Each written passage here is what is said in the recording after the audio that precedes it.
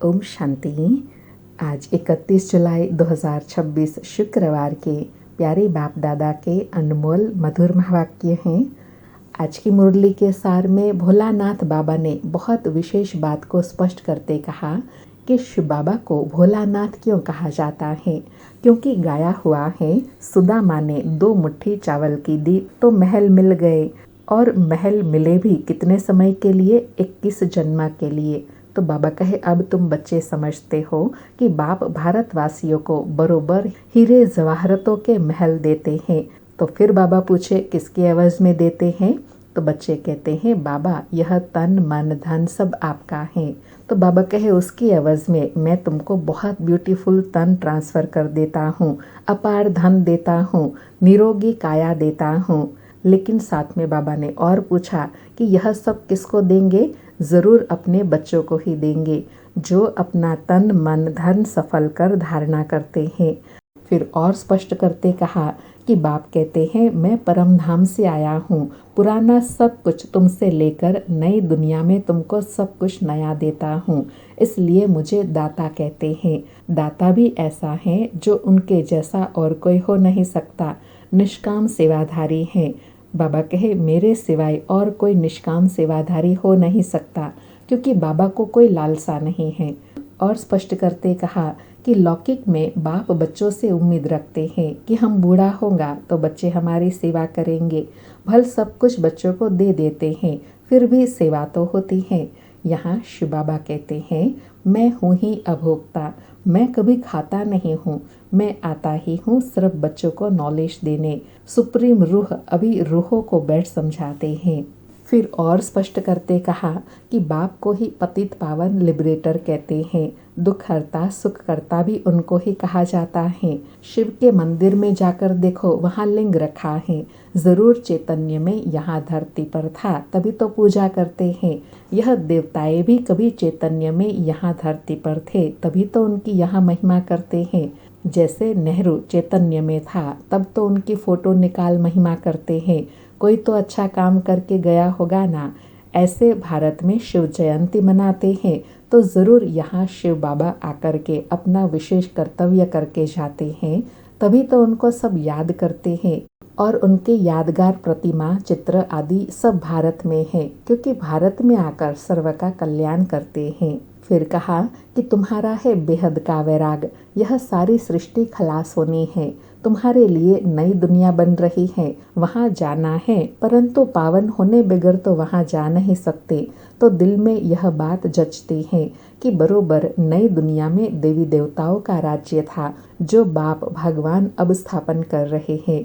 तुम बच्चे जानते हो, शिव बाबा को याद करने से हम अभी पुण्य आत्मा बन जाएंगे। फिर ड्रामा का पार्ट स्पष्ट करते कहा कि बाप कहते हैं कि कोई भी आत्मा ड्रामा के बीच में से वापस नहीं जा सकती, नहीं तो सारा खेल ही बिगड़ जाए। हर एक को सतो रजो तमो में ज़रूर आना है। मोक्ष के लिए तो बहुत आते हैं, समझाया जाता है मोक्ष होता नहीं, यह तो अनादि बना बनाया ड्रामा है, वह कभी बदली नहीं हो सकता। बाबा कहे, समझो मक्खी यहाँ से पास हुई, 5000 वर्ष बाद ऐसे ही होगा, अर्थात ड्रामा हूबहू रिपीट होता है। फिर विशेष याद के लिए कहा कि तुम्हारी बुद्धि में अभी है, यह शरीर छोड़ हम स्वर्ग में जाएंगे, हमको अभी कारुण का खजाना मिलता है।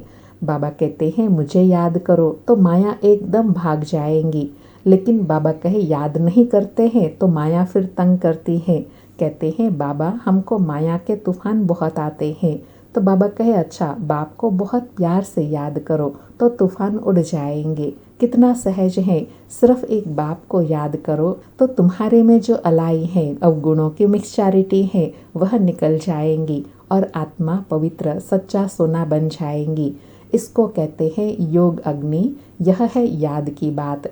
फिर और याद पर अंडरलाइन कराते कहा कि तुमको बाप कहते हैं, सवेरे उठकर याद में बैठो, तुमको बैठकर भी याद करना है, चलते फिरते भी याद में रहना है। बाबा कहे, बीमारी हो तो भी लेट कर भी बाप को याद कर सकते हो, शिव बाबा को याद करो और चक्र को फिराओ, बस तो बेड़ा पार है। फिर सदगति के लिए कहा कि लिखा हुआ है, अंत समय गंगा का तट हो, अर्थात अमृत मुख में हो, तो बाप कहते हैं तुम कहाँ भी बैठो, भल बीमार हो, सिर्फ बाप को याद करो, स्वदर्शन चक्र फिराओ, तब प्राण तन से निकले। यह प्रैक्टिस अभी करनी है, तब सद्गति को पाएंगे। फिर और विशेष बात स्पष्ट किया कि लोग लड़ाई वालों के लिए कहते हैं जो युद्ध के मैदान में मरेंगे वह स्वर्ग में जाएंगे, लेकिन वास्तव में यह है माया के साथ युद्ध की बात। उन्होंने फिर कौरव पांडवों का लश्कर दिखा दिया है। बाबा कहे यह है ज्ञान और अज्ञान, गुण और अवगुणों की युद्ध, क्योंकि जब हम देवी गुण धारण करते हैं तो अवगुण बुराइयां उसका सामना करती हैं। उस समय अपने देवी गुणों में दृढ़ रहना, यही है युद्ध।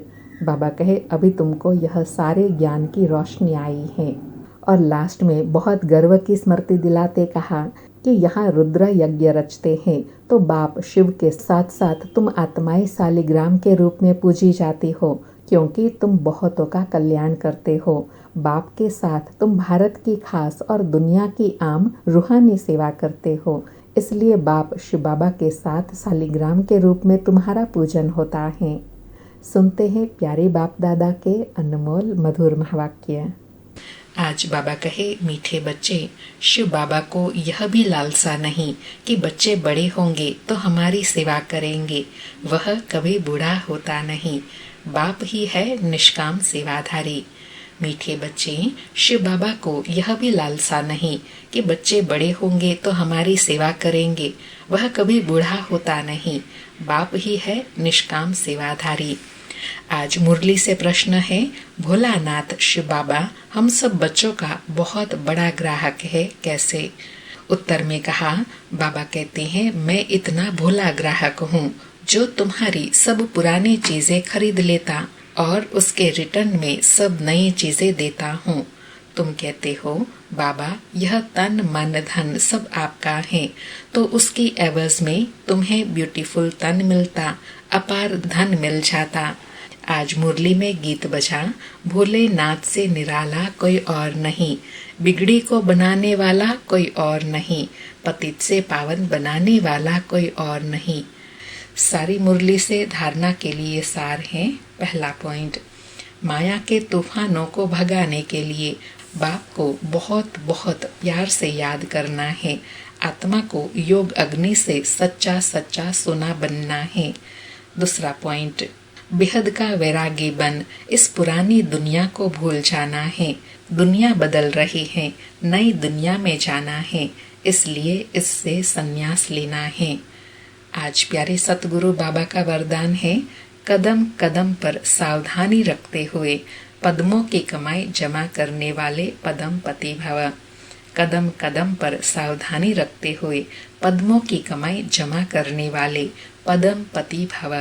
स्पष्टीकरण है, बाप बच्चों को बहुत ऊंची स्टेज पर रहने की सावधानी दे रहे हैं, इसलिए अभी जरा भी गफलत करने का समय नहीं है।